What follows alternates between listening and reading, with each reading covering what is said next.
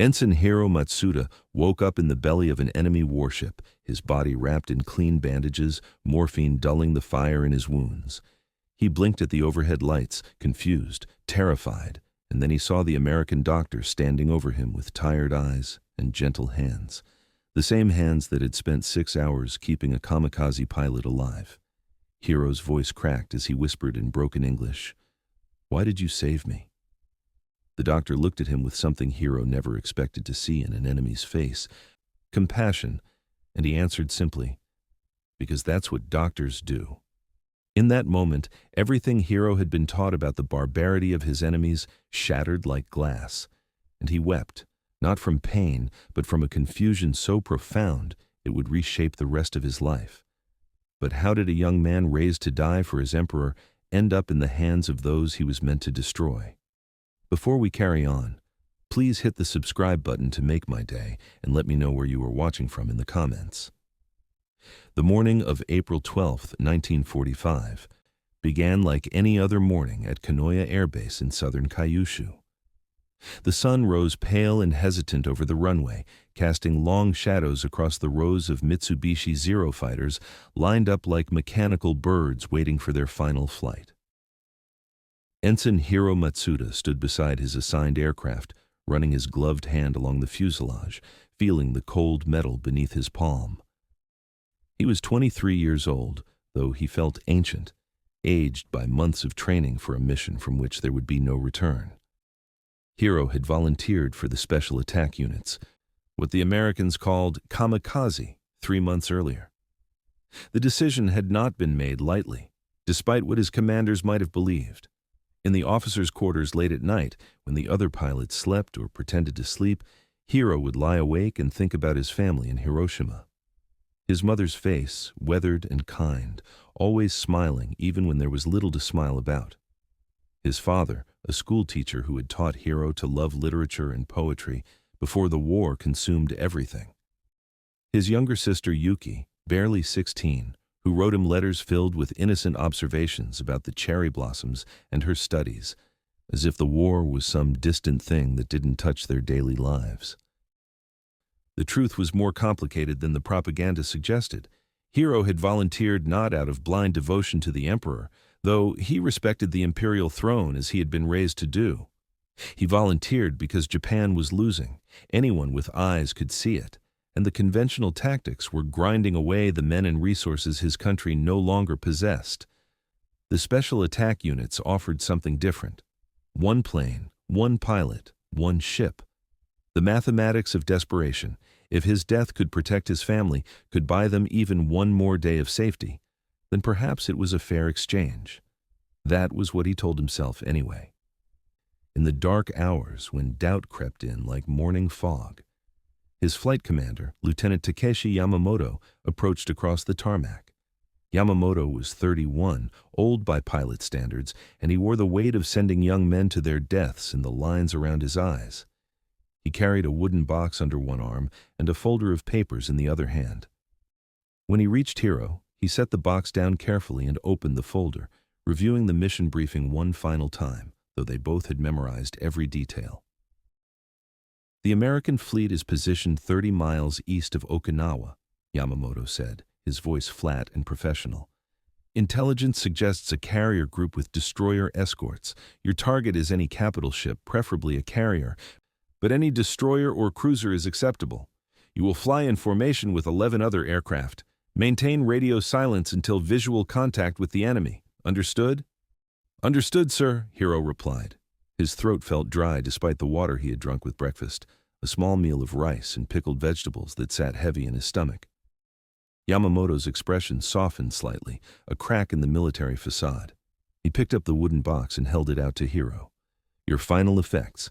Letters, personal items. They will be sent to your family after the mission." Hiro took the box, feeling its lightness, the sum total of his abbreviated life, reduced to something that could fit in a container the size of a lunch pail. Inside were the letters he had written to his mother, father, and sister, each one carefully composed over the past week. He had tried to find the right words to explain why this was necessary, why his death would matter, but the words had felt hollow even as he wrote them. How could he explain the inexplicable? In the end, he had simply told them he loved them, that he was proud to serve, and that he hoped for peace. The box also contained a lock of his hair, a photograph of the family taken 3 years ago when the world still made sense, and a small book of haiku poetry that his father had given him when he left for flight training. "Matsuda," Yamamoto said, and now his voice carried something else, something almost like regret. "You are a fine pilot. If circumstances were different, you would have had a great career. Your family should be proud." "Thank you, sir," Hiro managed. He bowed deeply, and Yamamoto returned the gesture with equal formality. The other pilots were gathering near their planes, 11 young men in similar states of readiness and resignation.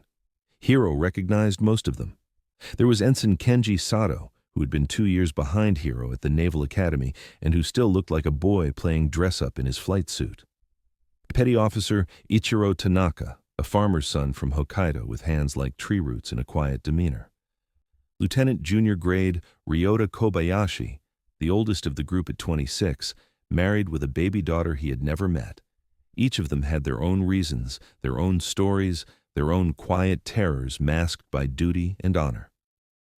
They gathered for the final ceremony, a brief ritual that involved sak, a toast to the emperor, and the tying of hachimaki headbands around their foreheads. The white cloth strips bore the rising sun symbol and characters proclaiming devotion to the empire.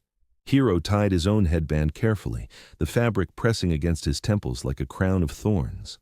The commanding officer of Kanoya Air Base, Captain Hiroshi Nakamura, gave a short speech about courage, sacrifice, and the eternal glory that awaited those who gave everything for Japan. The words washed over Hiro like distant waves, heard but not fully absorbed. When the ceremony concluded, the pilots walked to their aircraft. Ground crew members bowed to each of them, some with tears in their eyes, others with expressions of stone. Hiro climbed into the cockpit of his Zero, settling into the seat he had occupied dozens of times before. But this time felt different. Every other time had been training, practice, preparation for this moment. Now the moment had arrived, and it felt both surreal and terribly concrete. He went through the pre-flight checks with mechanical precision, fuel gauge, full. The Zero had been loaded with enough fuel for the one-way trip, with a small reserve in case the target location shifted. Oil pressure, normal. Control surfaces, responsive.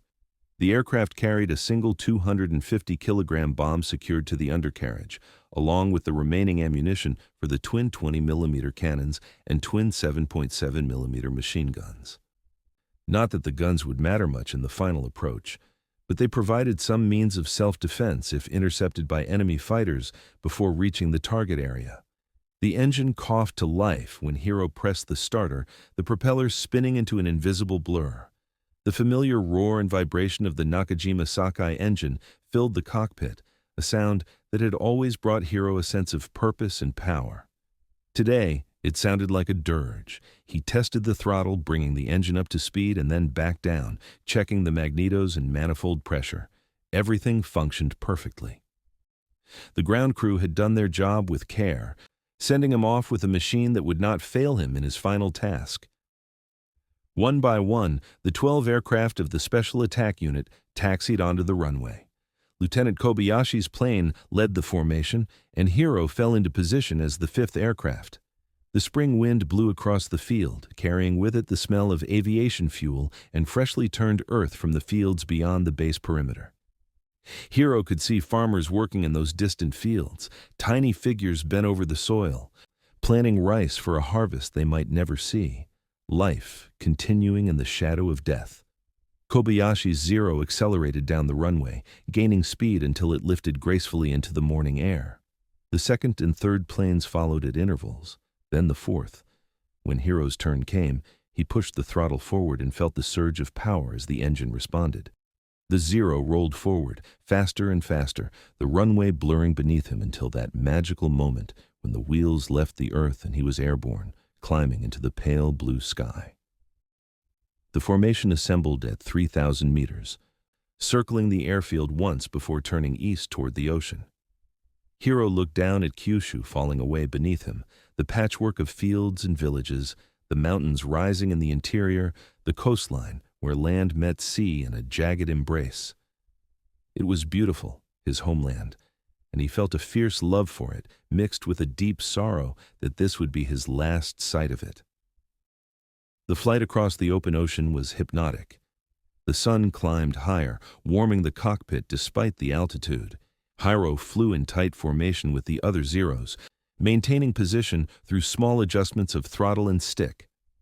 Below them, the East China Sea stretched in every direction, an endless expanse of blue, broken only by whitecaps and the occasional shadow of clouds moving across the surface. It was peaceful up here, removed from the war and the weight of what was coming. For a brief time, Hiro allowed himself to simply be a pilot, flying a beautiful machine through a beautiful sky. Radio silence held as they covered the distance toward Okinawa. 30 miles east of the island, Kobayashi's voice crackled over the radio, breaking the silence with 3 simple words. Enemy fleet sighted. Hiro's pulse quickened. He scanned the horizon and saw them, dark shapes against the lighter blue of the ocean. Ships. Many ships. The American fleet spread across the water like a steel city, destroyers and cruisers forming defensive perimeters around the larger capital ships. He could make out at least 1 carrier, possibly 2, their flat decks visible even from this distance. Smaller vessels moved between the larger ones, screening and protecting the high-value targets. Attack pattern Delta, Kobayashi ordered over the radio. Select targets and commit. For the Emperor, for Japan. The formation began to split apart as each pilot identified his target and began his final approach. Hiro's eyes fixed on a destroyer positioned on the outer edge of the formation. The ship was maybe 300 meters long, its gray hull cutting through the water, a white wake spreading behind it.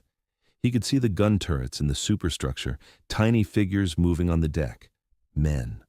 American sailors who had families and hopes and futures, just as he had before he climbed into this cockpit. The thought tried to take root in his mind, but he pushed it away. There was no room for such thoughts now. This was the mission. This was his purpose. He pushed the stick forward and the Zero dove, the engine screaming as gravity pulled him down toward his target. The altimeter unwound rapidly, 3,000 meters, 2,500, 2,000. The destroyer grew larger in his windscreen, details becoming clearer. He could see the gun crews scrambling to their positions, could see the muzzle flashes as the anti-aircraft batteries opened fire. The sky around him erupted in black puffs of exploding flak. The Americans had spotted the attack and were throwing up a wall of steel and shrapnel. Hiro felt the Zero shudder as pieces of metal tore through the air around him, some of them finding his aircraft. Warning lights flickered on the instrument panel, oil pressure dropping, hydraulic pressure failing. He ignored them, keeping the nose pointed at the destroyer's amidships section, right where the ammunition magazines would be located. 1,500 meters. 1,000. His hands were steady on the controls despite the chaos around him. This was what he had trained for, what he had prepared himself to do. The destroyer filled his entire field of vision now, the deck so close he could make out individual sailors running for cover, their faces turned up toward him in terror or defiance, or both. He whispered a prayer to his ancestors, asking them to receive him, asking them to watch over his family. Then, something struck the Zero with tremendous force, a direct hit from a 5-inch shell that tore through the engine cowling and exploded. The cockpit filled with smoke and flame. Pain lanced through Hiro's left side where shrapnel had penetrated the thin aluminum skin of the fuselage. The controls went dead in his hands as hydraulic lines severed and control cables snapped. The Zero began to tumble, no longer flying but falling, spinning through the sky like a broken toy. Hiro's training took over even through the pain and shock. He reached for the canopy release, yanking the lever that blew the cockpit canopy away. The rush of wind hit him like a physical blow, tearing at his flight suit and headband. He released his harness straps and pushed himself up, fighting against the centrifugal force of the spinning aircraft. For a moment he was stuck, caught by his parachute pack on some piece of wreckage, and then he was free, tumbling through open air away from the dying Zero.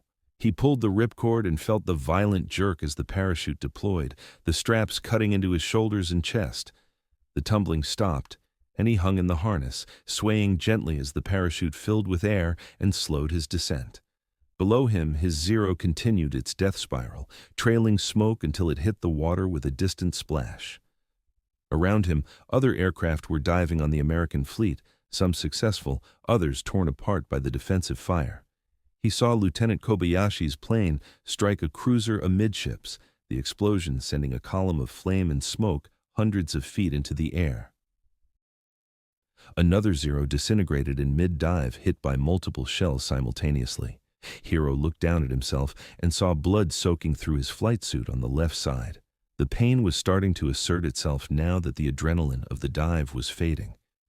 His left leg felt wrong, possibly broken, and his ribs screamed with every breath. He had failed. The mission had failed. He was going to die here, drowning in the ocean or perhaps shot while hanging helpless in his parachute harness. The water rushed up to meet him faster than he expected. He hit hard, the impact driving the air from his lungs and sending fresh waves of agony through his wounded body. The parachute settled over him like a shroud, the wet silk clinging to his face and threatening to pull him under. He thrashed weakly, trying to free himself from the tangle of lines and fabric, his hands clumsy and uncooperative. Salt water filled his mouth and nose, burning, choking. Then, hands were grabbing him, strong hands pulling him up and out of the water. Voices shouted in English, words he couldn't understand. He was hauled over the side of a small boat, dropped roughly onto the deck, coughing up seawater and blood. American sailors stood over him, their faces hard and angry. One of them, a young man probably younger than Hiro himself, pointed a pistol at Hiro's head. The sailor's hand shook and his eyes were wild. Someone else shouted something and pushed the pistol down. More shouting, more hands lifting Hiro again, carrying him. He drifted in and out of consciousness as they transferred him to a larger vessel. He caught fragmented images. The gray hull of the destroyer rising above him, impossibly tall from water level. A cargo net hanging down the side, being lifted in a basket stretcher, swaying sickeningly as they hauled him up. Then, the deck, solid and broad, sailors rushing past on urgent errands, gun crews still firing at the sky where the remaining Japanese aircraft were making their attacks. The smell of cordite and fuel oil and something else. Something like burning meat that he realized with horror was from the men who had been wounded by the attack. They carried him below deck, down narrow passageways painted in institutional gray, past damage control parties and ammunition handlers, deeper into the ship's interior.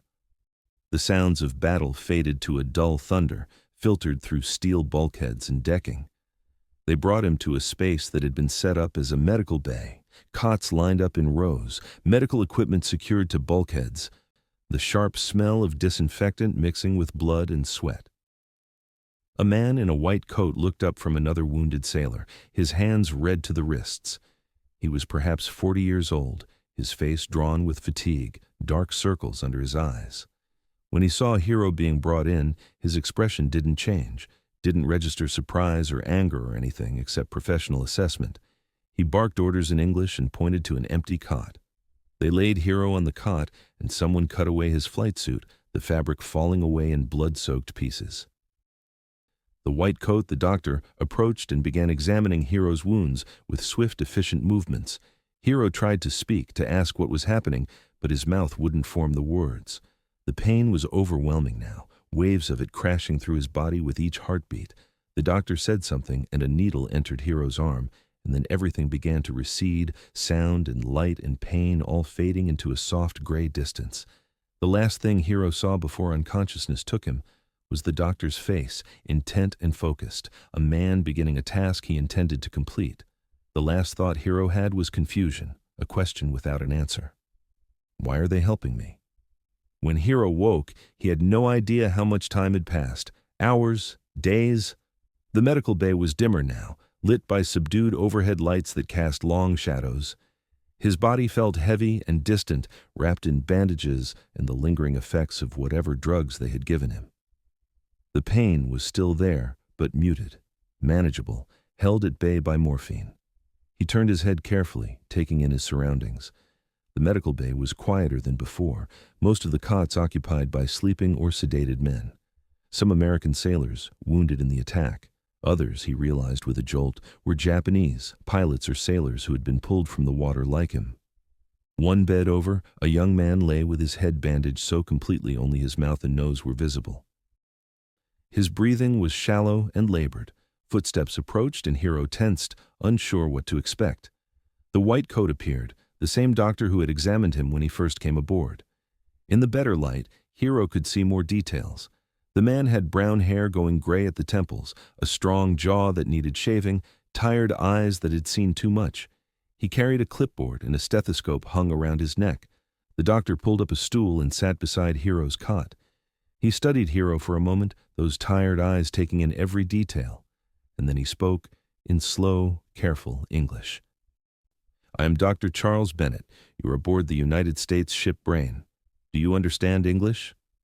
Hiro swallowed, his throat dry as sand. He had studied English at the Naval Academy, enough to pass examinations, but speaking it was different. "Little," he managed, his accent thick and awkward. "Little English." Bennett nodded as if he had expected as much. He made a gesture at his own body, then at Hiro. "You were badly hurt. Shrapnel wounds, broken ribs, collapsed lung, fractured leg.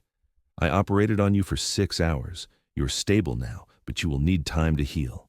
Hiro processed the words slowly, picking apart the meaning. 6 hours. This doctor had spent 6 hours keeping him alive. Him, an enemy pilot who had just tried to kill everyone on this ship. The incongruity of it was so profound that Hiro's mind struggled to accept it as reality. This had to be some kind of trick, some cruel joke before the real punishment began. "Why?" The word came out as a whisper, but Bennett heard it. The doctor's expression softened slightly, something almost like sympathy crossing his features. "Because that's what doctors do," Bennett said simply. "I took an oath a long time ago to do no harm, to preserve life wherever possible. That oath doesn't stop applying just because we're at war." He paused, seeming to consider his next words carefully. "You're young, maybe 22, 23. You have a whole life ahead of you if you survive this war. I wasn't going to let you bleed out on my operating table if I could prevent it." Tears stung Hiro's eyes, surprising him with their suddenness and intensity. He had been prepared to die, had accepted death as the price of his mission, and now he found himself alive through the mercy of the very men he had tried to destroy. The cognitive dissonance was overwhelming, shattering beliefs he had held since childhood. He had been taught that Americans were barbaric, cruel, that they showed no mercy to their enemies. And yet, here was this doctor, exhausted and covered in the blood of friend and foe alike, telling Hiro he had fought for hours to save his life. "My name," Hiro said, forcing the words out past the tightness in his throat. "Ensign Hiro Matsuda. Imperial Japanese Navy." Bennett made a note on his clipboard. "Well, Ensign Matsuda, you're my patient now. That means I'm going to do everything I can to make sure you recover. We'll be transferring you to a hospital ship in a day or two once you're stable enough to move. After that, probably a POW facility somewhere. But for now, you're under my care." A prisoner of war. The words settled over Hiro like a weight. He would not return home, would not see his family again, perhaps ever, would not die with honor as a warrior, but instead live in captivity as a defeated enemy. According to everything he had been taught, this was a fate worse than death, a dishonor that could never be erased. And yet, lying in this cot, his body held together by American medical skill, Hiro found he did not want to die.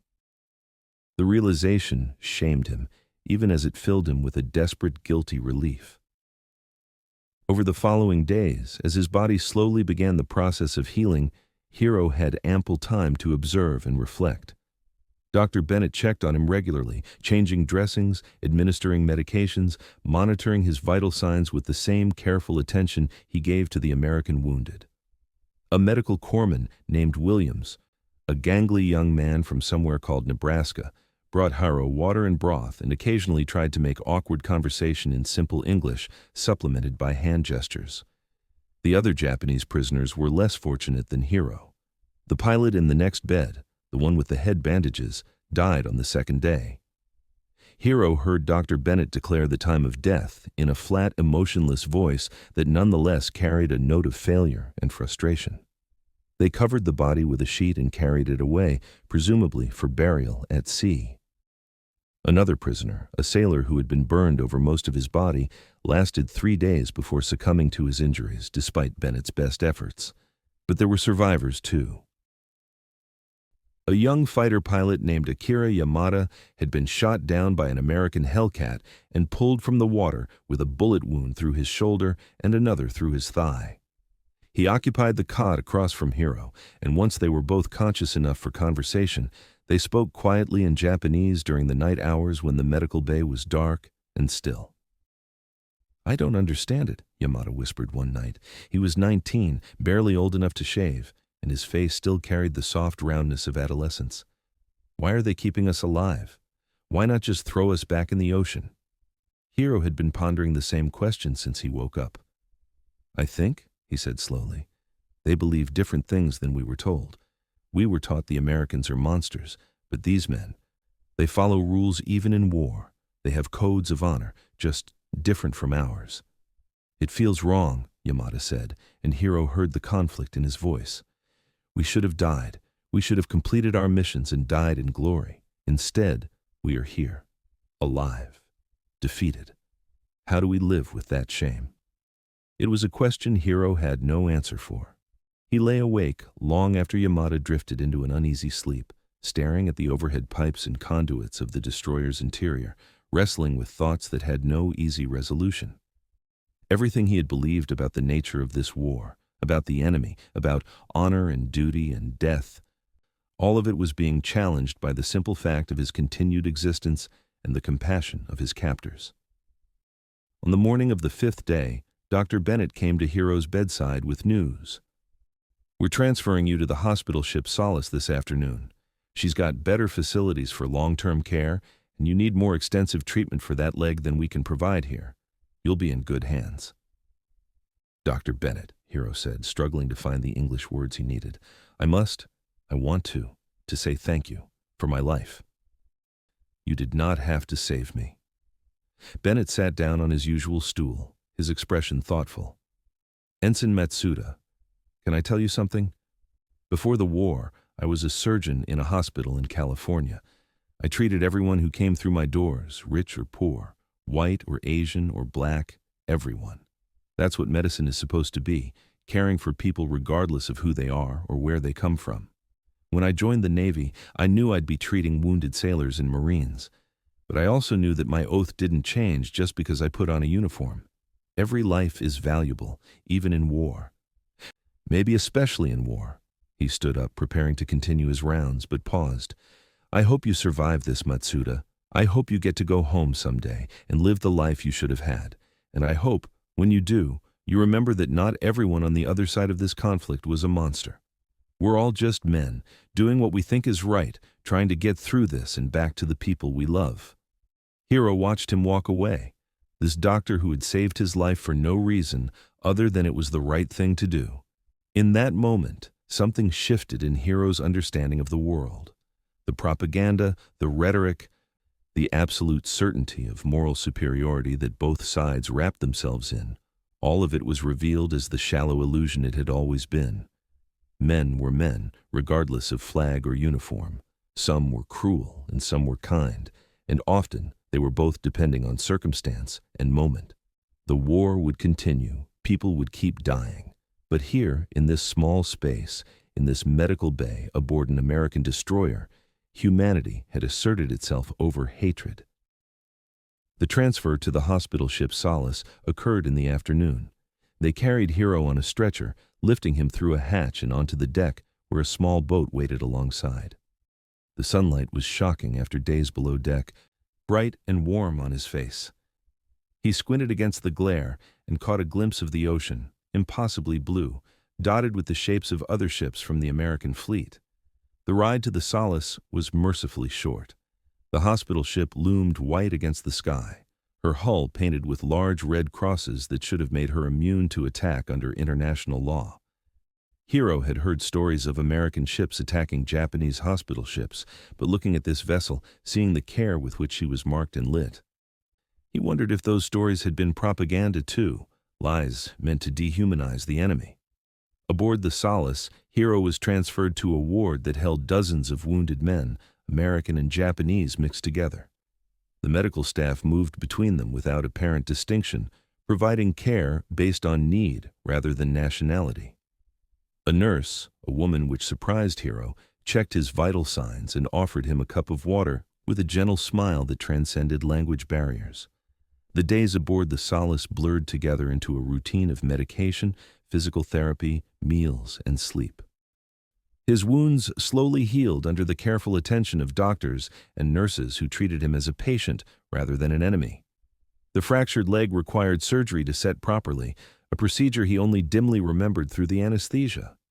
When he woke, his leg was encased in plaster from ankle to hip, and a doctor he had never met before was explaining in simple English that he would need to keep the cast on for at least 6 weeks.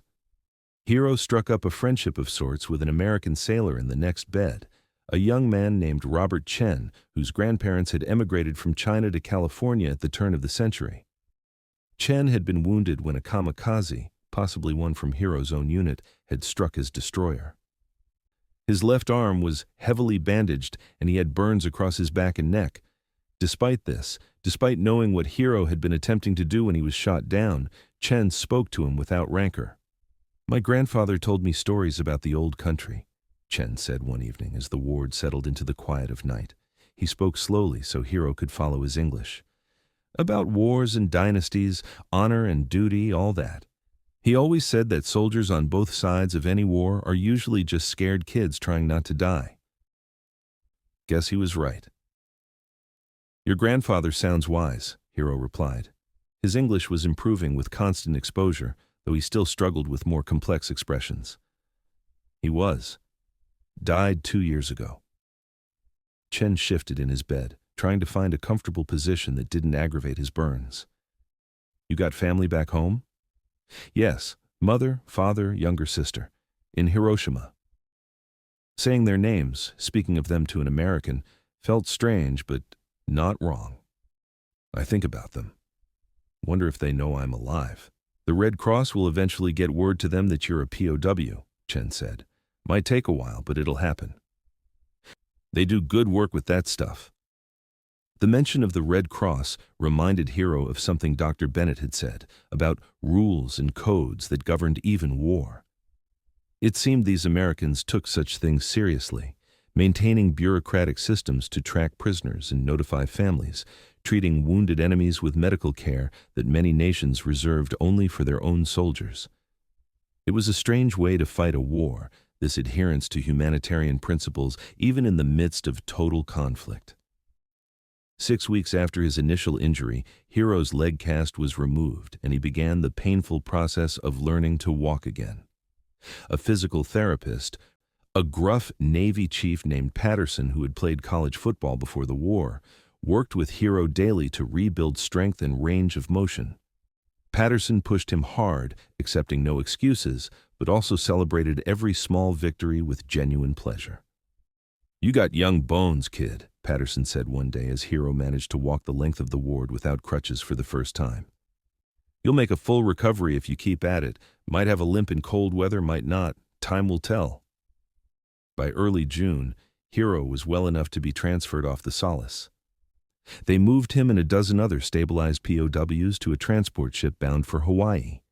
The voyage took 8 days, during which Hiro spent most of his time on deck when permitted, watching the endless ocean roll past, thinking about everything that had happened and everything that would come next. The POW facility on Oahu was a sprawling complex of barracks and administrative buildings, surrounded by barbed wire fences and guard towers. It held hundreds of Japanese prisoners, soldiers and sailors and airmen captured throughout the Pacific Theater. The conditions were adequate, the food plain but sufficient, the guards professional, if not friendly. There were rules, many rules, and punishments for those who broke them, but there was also a strange kind of order and predictability that made the days bearable. Hiro found himself in a barracks with 20 other men, a mix of captured pilots, submarine crew, and infantry soldiers. They came from all over Japan, from different branches of service, with different stories of how they had ended up here. In the evenings, they would gather and talk, sharing news when letters arrived from home, discussing rumors about the war's progress, debating philosophy and politics and the future of Japan. One of his barracks mates was a former schoolteacher named Koji Ishikawa, who had been drafted into the army and captured on Saipan. Ishikawa was a thoughtful man in his 30s, educated and articulate, and he became something of an informal leader among the prisoners. He organized discussion groups, taught English classes, and encouraged everyone to use their captivity as an opportunity for reflection and learning rather than simply enduring until the war ended. "We have been given an unexpected gift," Ishikawa said one evening as the group gathered after dinner. "We are alive when we expected to be dead. We have time to think, to learn, to reconsider what we have been taught. Do not waste this time in bitterness. Use it to understand the world better, to prepare for whatever future awaits us." Hiro took that advice to heart. He threw himself into improving his English, reading American newspapers when he could get them, even though they were usually weeks old by the time they reached the camp. He read about the progress of the war, the Allied advance across Europe, the island-hopping campaign across the Pacific, drawing ever closer to the Japanese home islands. He read about politics and culture, sports and entertainment, trying to understand the American mindset, the values and beliefs that had shaped the nation he had been taught to hate. In July, word reached the camp that Germany had surrendered. The war in Europe was over. The prisoners received the news with mixed emotions. On one hand, it meant the full weight of Allied military power would now focus on the Pacific. On the other hand, it suggested the war could not continue forever, that eventually there would be an end to the fighting and dying. August brought rumors of something new, something terrible. Whispers passed through the camp of a weapon unlike anything ever used in warfare, a single bomb that had destroyed an entire city. The rumors were vague and contradictory, and the guards would not confirm or deny anything. Then, on August 7th, the camp commandant called an assembly and made an announcement that turned Hiro's blood to ice. Yesterday, August 6th, the United States dropped a new type of bomb on the Japanese city of Hiroshima. This atomic bomb caused massive destruction. Casualty figures are still being assessed.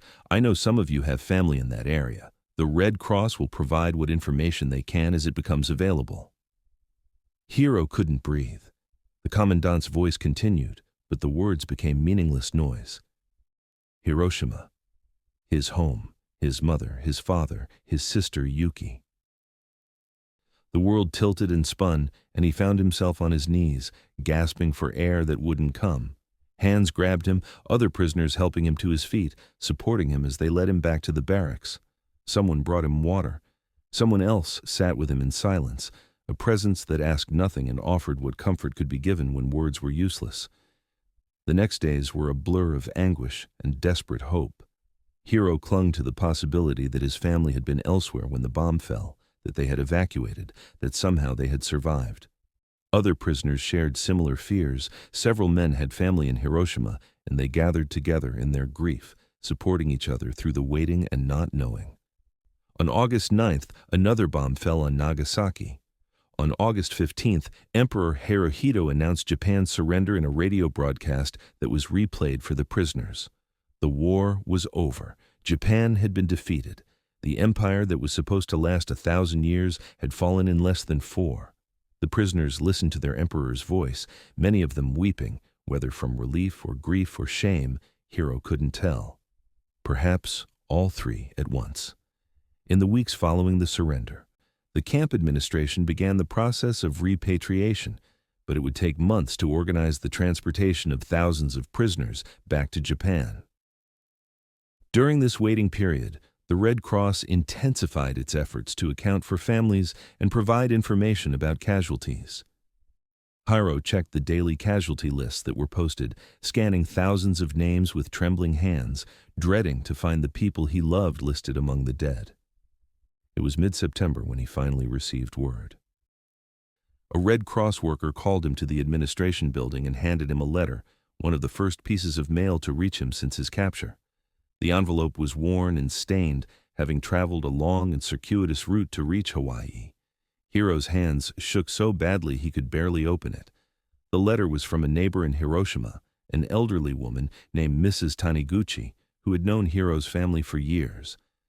Her handwriting was shaky but legible, and Hiro had to read the letter 3 times before the words truly registered. His mother had survived. She had been visiting relatives in a village 15 miles from the city center when the bomb fell, far enough away to escape the immediate destruction. She had burns on her arms and face from the flash, and she was weak from radiation sickness, but she was alive. His father had not been so fortunate. He had been at the school where he taught, closer to the epicenter. Mrs. Taniguchi wrote that his death would have been instantaneous, that he had not suffered. Hiro's sister Yuki had been at home. The house had collapsed, and she had been trapped in the rubble for hours before neighbors pulled her free. She had a broken collarbone and lacerations, but she would recover. Hiro read the letter a 4th time, tears streaming down his face, feeling a complex mixture of grief and gratitude that tore at him in equal measure. His father was gone, a man of peace and learning who had never wanted war, who had simply tried to teach children about literature and history, erased in a flash of atomic fire. But his mother and sister had survived. Half his family was alive, and that was more than many of his fellow prisoners could say. He wrote back immediately, a long letter telling his mother and sister that he was alive and well, that he was a prisoner of war, but had been treated humanely, that he would come home as soon as the authorities allowed. He told them about Dr. Bennett, about the American surgeon who had saved his life when he could have simply let him die. He told them about the other Americans he had met, about Robert Chen and Chief Patterson and the nurses on the Solace. He told them that the world was more complicated than any of them had understood, that there was kindness and cruelty on all sides, that perhaps the only way forward was to acknowledge this complexity and try to build something better from the ruins of what had been destroyed. The letter took weeks to reach Japan, and the reply took weeks more to return, but when it came, his mother's words brought him comfort and strength. She wrote that she was proud of him for surviving, that his father would have been proud too. She wrote that Yuki was recovering well and asked about him constantly. She wrote that Japan was a devastated nation, its cities in ruins, its people struggling with hunger and loss, but that they would rebuild, they would endure, they would find a way forward. It was December of 1945 when Hiro finally boarded a transport ship bound for Japan. The voyage across the Pacific took 2 weeks, and he spent much of it on deck, watching the ocean and thinking about the strange journey that had brought him from that kamikaze dive to this moment. He thought about Dr. Bennett and wondered where the surgeon was now, whether he had survived the war, whether he had gone back to his hospital in California. Hiro hoped so. The world needed men like Bennett, men who held on to their humanity even in the darkest circumstances. The ship docked at Yokohama, and Hiro got his first glimpse of post-war Japan. The destruction was staggering. Entire neighborhoods reduced to ash and rubble, survivors living in makeshift shelters, children with hollow eyes begging for food. The proud nation he had left to fight for had been brought to its knees, humbled utterly by the forces it had challenged. Walking through the ruins, Hiro felt a deep sadness, but also a strange sense of relief. The madness was over. The dying had stopped. Now came the hard work of rebuilding, of learning to be something other than warriors. The journey from Yokohama to what remained of Hiroshima took 3 days by a combination of damaged trains and crowded buses and long stretches on foot. Other repatriated prisoners traveled with him, all of them heading home to uncertain futures. They shared what food they had, looked out for each other, bound together by their shared experience of captivity and survival. Hiroshima was worse than Hiro had imagined. The city center was simply gone, vaporized and flattened into a desert of ash and twisted metal. The outskirts had fared better, though better was a relative term. Buildings stood but were damaged, roofs collapsed, walls cracked, windows blown out. People moved through the streets like ghosts, many of them still bearing the visible scars of the atomic blast, burns that would mark them for life. He found his mother and sister in the village where they had taken shelter, living in a small house owned by distant relatives. When Hiro walked up the path to the door, Yuki saw him first. She screamed his name and ran to him, throwing her arms around him and sobbing into his chest. His mother emerged from the house, older and frailer than he remembered, her face scarred by burns but her eyes alive with joy and disbelief. They held each other for a long time, three survivors of a war that had taken so much from so many. Eventually they went inside, and Hiro told them his story, all of it, from the moment he had volunteered for the special attack units through his capture and treatment and captivity. His mother listened intently, occasionally reaching out to touch his hand, as if to reassure herself that he was real. When he finished, she was quiet for a moment, and then she said, "Your father always believed that education was the key to peace. He thought if people truly understood each other, if they could see the humanity in those they were taught to fear, then wars would become impossible." It sounds like this Dr. Bennett understood that too. "I would like to thank him someday," Hiro said, "if I ever get the chance." "Perhaps you will," his mother replied. "The world is changing. Maybe in the new world, such things will be possible." In the months that followed, Hiro focused on helping his family rebuild their lives. He found work in the reconstruction efforts, helping to clear rubble and construct new buildings. The occupation forces were American, and Hiro found himself in the strange position of working alongside soldiers who had so recently been his enemies. Many of them were kind, sharing their rations with hungry children, helping to rebuild schools and hospitals, enforcing rules fairly and with restraint. Others were harsh or dismissive, looking down on the defeated Japanese with contempt. Hiro learned to navigate this new reality, to see individuals rather than monolithic enemies. He also enrolled in evening classes, determined to improve his English and learn about the wider world. The occupation authorities encouraged this, seeing education as key to reshaping Japan into a democratic nation. Hiro discovered he had an aptitude for language, and within a year he was working as a translator for the occupation government, helping to bridge the gap between American administrators and Japanese civilians. It was in this capacity, in 1947, that Hiro encountered something that would change his life again.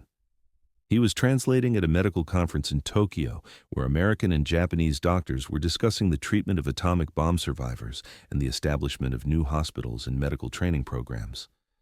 During a break, one of the American doctors approached him, an older man with kind eyes and a familiar face.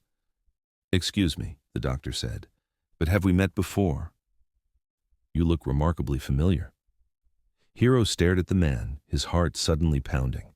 The face was older, more lined with exhaustion and the weight of what he had seen, but the eyes were the same.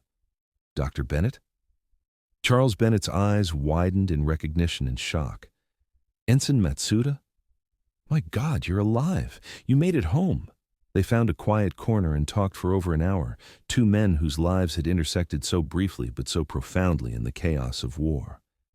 Bennett told Hiro that he had remained with the Navy through the end of the war, treating wounded on ship after ship, always holding to his oath to preserve life regardless of uniform. After the surrender, he had volunteered to come to Japan as part of the medical assistance program, wanting to help repair some of the damage the war had inflicted. Hiro told Bennett about his family, about his father's death and his mother's survival, about the long journey back to a Japan he barely recognized. He told him about his work as a translator, his hope to somehow contribute to building a better future. "You saved my life," Hiro said, the words carrying the weight of everything that had followed from that decision. "If you had not operated on me that night, I would have died on that ship. I would never have seen my family again, never had the chance to help rebuild, never had the opportunity to understand that the world is more complex than I was taught. You gave me that chance." Bennett's eyes were wet and he gripped Hiro's hand firmly. "You know, I've thought about you often over the past 2 years, wondered if you made it home, if your family was safe. I saved a lot of men during the war, but I remember you particularly. You were so young, so confused about why we were helping you. I hoped that maybe somehow you would survive to tell people that not everyone on the other side was a monster, that maybe your survival would mean something." "It does," Hiro assured him. "It means everything." They stayed in contact after that, meeting occasionally when Bennett's work brought him to Hiroshima to study the medical effects of the atomic bomb and help establish treatment protocols for the survivors.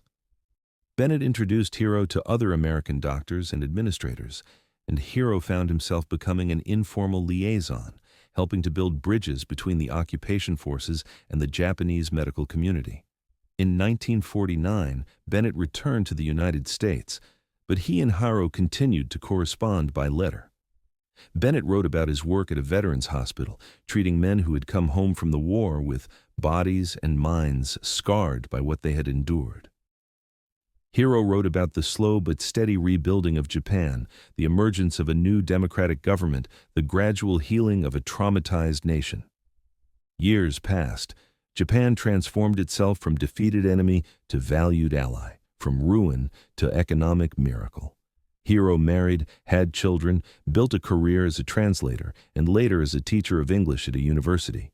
He never forgot the war, never forgot his father's death, or the moment his plane was torn apart by American gunfire, or the face of Dr. Charles Bennett bending over him with determination and compassion.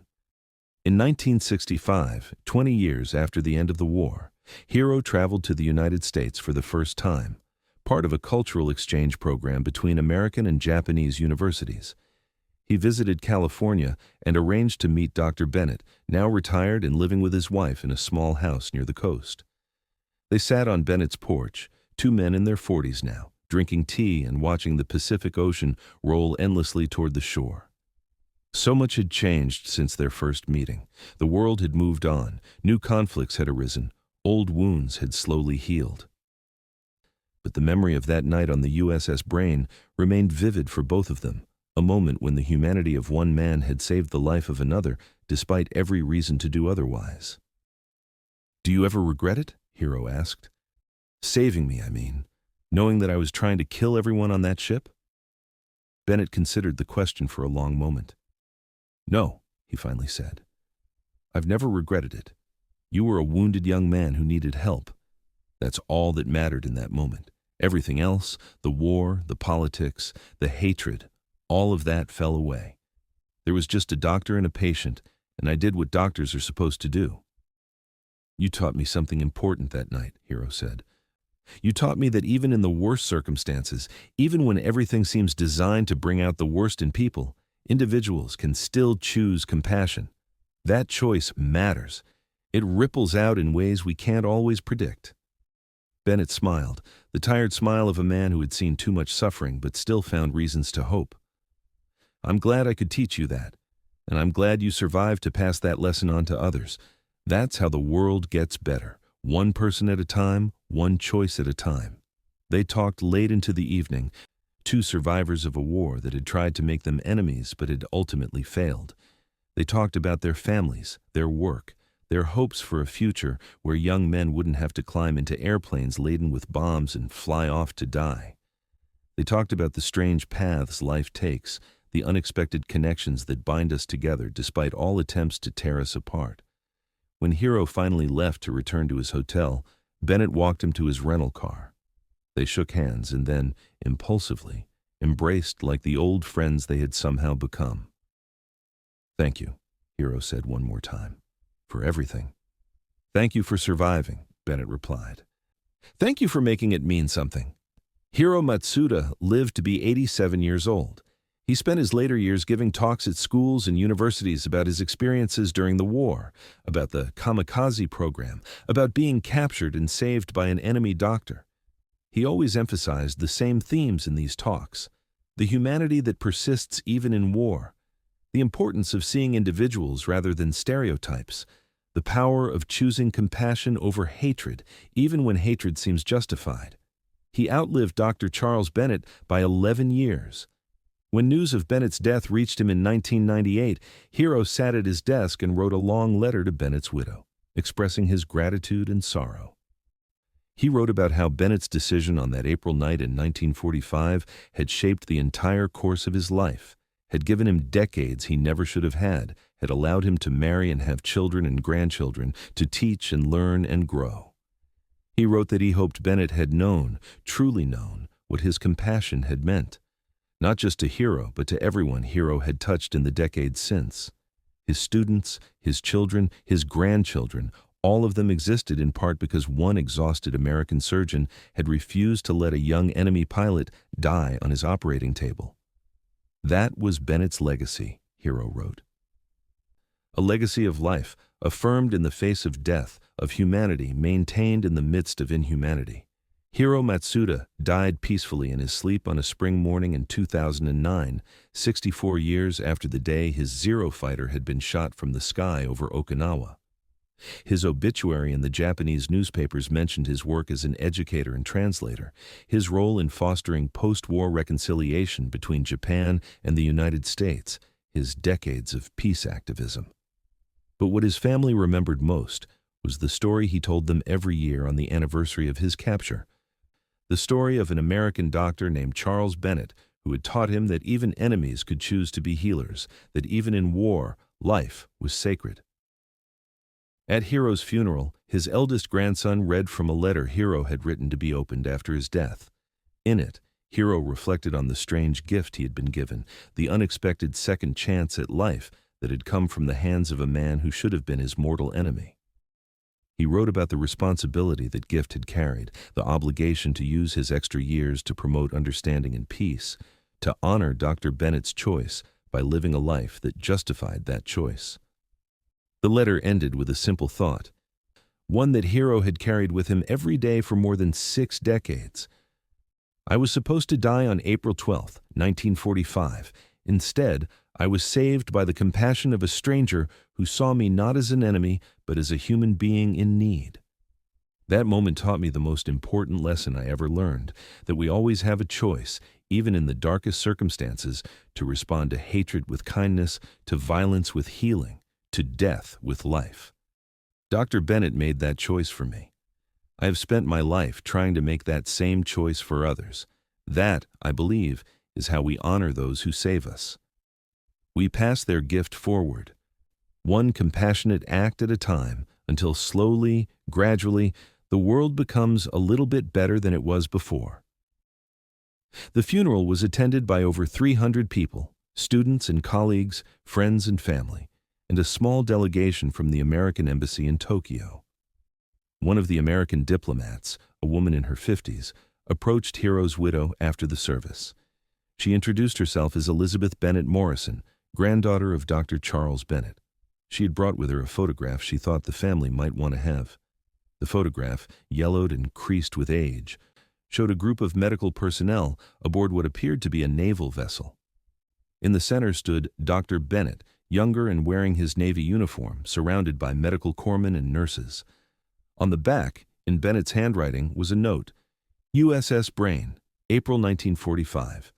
Sometimes our greatest victories are the lives we save, not the battles we win. Hiro's widow accepted the photograph with trembling hands and tears in her eyes. He never forgot, she whispered. Even after all these years, after saving so many lives, he never forgot.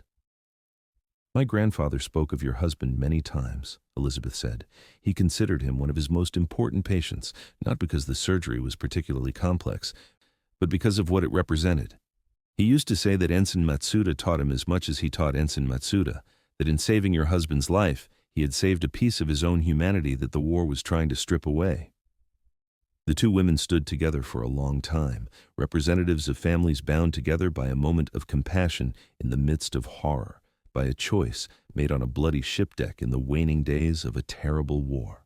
That choice, made by a tired surgeon who refused to let hatred dictate his actions, had rippled forward through 7 decades, touching hundreds of lives, shaping the course of families and futures in ways that could never be fully calculated. In the end, perhaps that is the true measure of any life, not the grand gestures or historic moments, but the small choices we make when no one is watching, when we have every excuse to be less than our best selves. Charles Bennett's choice to save Hiro Matsuda was one such moment, a brief intersection of 2 lives that could have meant nothing, but instead meant everything.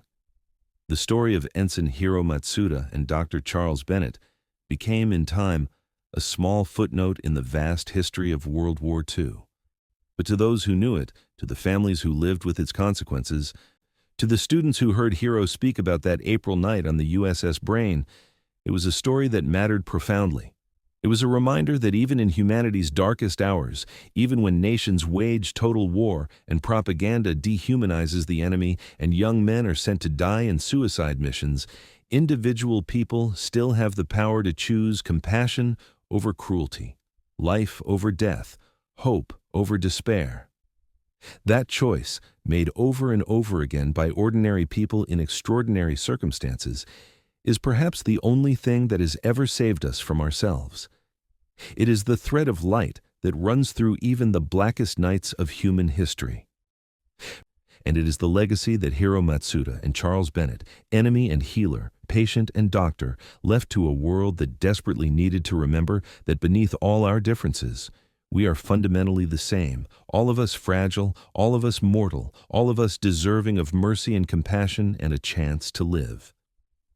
The photograph that Elizabeth Bennett Morrison gave to Hiro's family now sits in a place of honor in a small museum dedicated to reconciliation and peace education in Hiroshima. Beside it is another photograph taken in 1965 showing an older Hiro and Bennett sitting on that California porch, two friends who had been forged by war but defined by peace. Between the two photographs is a simple plaque that reads, "In war, we often forget that our enemies are human. In peace, we must remember that our humanity is what saves us." These two men, once enemies, chose to see each other as human beings first. May we all have such courage. Visitors to the museum, Japanese and American, and from nations all around the world, stand before those photographs and read that plaque, and many of them leave with tears in their eyes and a renewed commitment to seeing the humanity in others, even others who are different or difficult or whom they have been taught to fear. That, perhaps, is the final legacy of that April night in 1945, when a young kamikaze pilot should have died but didn't, saved by the steady hands and compassionate heart of a doctor who understood that life, all life, was sacred and worth fighting for, no matter what uniform it wore.